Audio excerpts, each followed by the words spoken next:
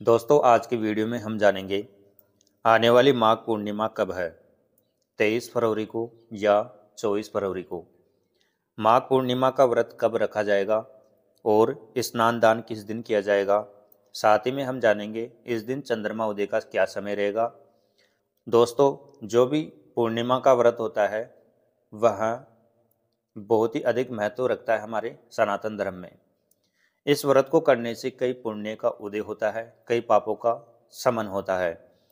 दोस्तों, आने वाली माघ पूर्णिमा, इसका हमारे धर्म शास्त्रों में विशेष महत्व बताया गया है। इस दिन सभी देवी देवता पृथ्वी लोक पर आते हैं पवित्र नदियों में स्नान करने के लिए। इसलिए आज के दिन सभी को पवित्र नदियों में स्नान अवश्य ही करना चाहिए। इस दिन नदियों का जल अमृत में हो जाता है। अगर ऐसा करना संभव नहीं हो तो आप अपने घर पर भी स्नान कर सकते हैं।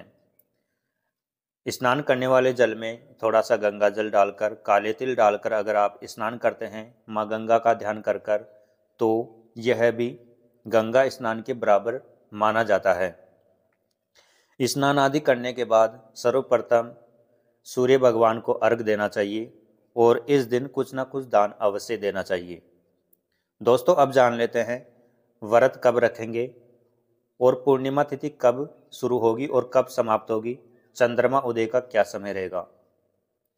दोस्तों, पूर्णिमा तिथि प्रारंभ हो रही है 23 फरवरी को शुक्रवार के दिन दोपहर बाद 3:35 से लेकर यह तिथि समाप्त होगी अगले दिन 24 फरवरी शनिवार के दिन शाम को 6 बजे।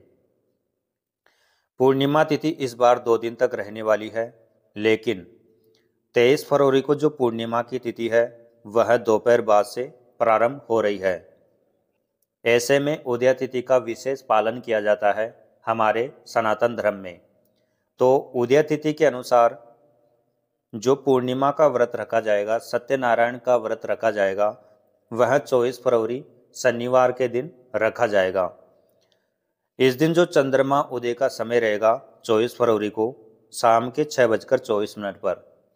भले ही शाम के 6 बजे पूर्णिमा तिथि समाप्त हो रही हो, लेकिन आप शाम की पूजा, चंद्रमा की जो पूजा करेंगे आप 6:24 के बाद में आप चंद्रमा की पूजा कर सकते हैं।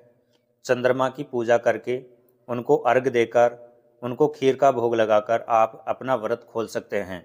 पूर्णिमा के दिन भगवान श्री हरि, माँ लक्ष्मी जी, भगवान शिव और सत्यनारायण भगवान के साथ चंद्रमा देवता की विशेष पूजा करनी चाहिए। आज के दिन अपने पितरों के निमित्त भी जल का तर्पण करना चाहिए और उनके निमित्त कुछ न कुछ दान अवश्य ही देना चाहिए।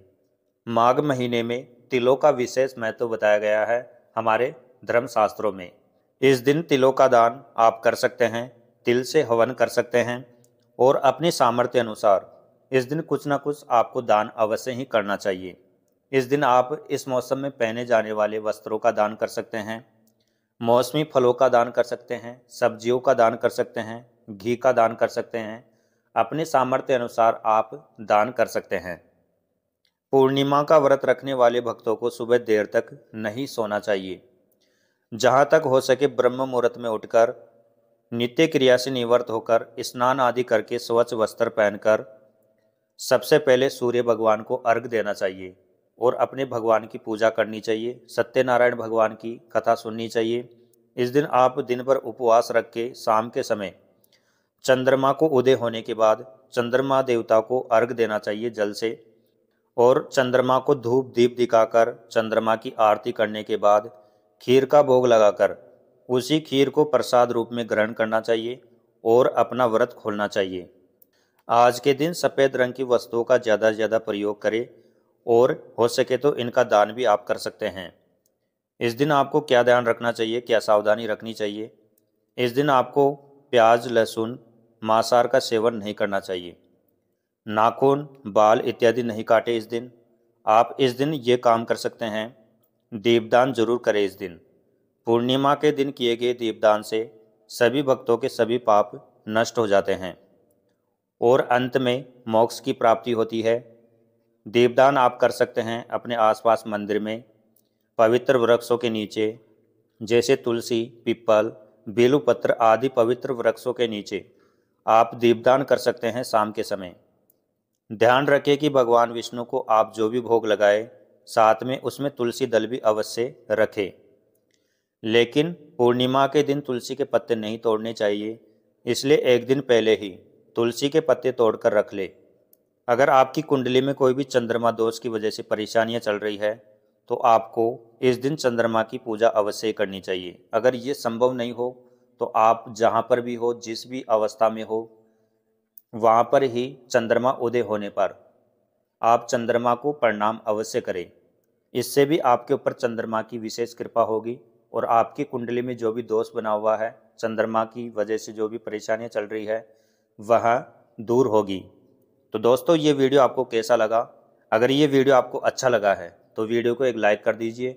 आपके अपने चैनल माँ दुर्गा कृपा को सब्सक्राइब कर लीजिए और सब्सक्राइब बटन के पास में जो बेल आइकन का बटन है उसे ऑल पे सेलेक्ट कर लीजिए, ताकि आने वाली नई वीडियो की नोटिफिकेशन आपके पास पहुंच सके और सबसे पहले आप वीडियो देख सकें। धन्यवाद।